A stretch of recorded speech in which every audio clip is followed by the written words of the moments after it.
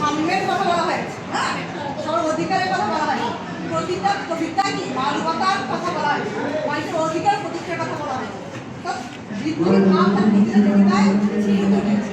তাই আমরা কি বলি, বিদ্রোহী করতেব আমাদের জাতীয় গণতন্ত্র কাজে দিলে। তাহলে আমি একটু চিন্তা করি, আমাদের কবিতাটা হচ্ছে কুলি মধু, তাই না?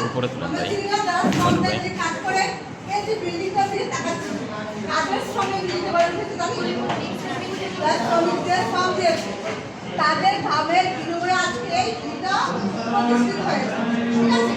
কিন্তু আমাদের সমাজ অবস্থা কি জানো, যাদের শ্রমের বিনিময়ে তাদেরকে অসম্মান করে, তাদের কাছ থেকে আমরা সম্মানের চোখে দেখি, তারাই খুশিতে হয়, ঠিক আছে?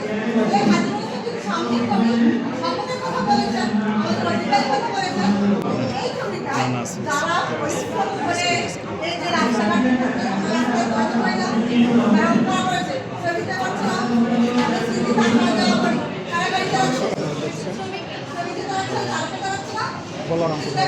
তাদের গ্রামের পরিশ্রমের সফলতা বাড়বে, তাই না? তাহলে তাকে অবদান দিয়ে যাবো, অস্বীকার করতে পারবো?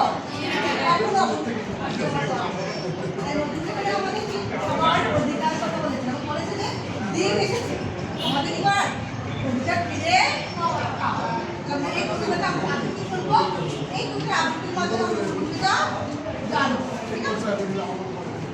কতটা আবিষ্কার করে দিচ্ছি, কেউ কারো বেড়াতে পারি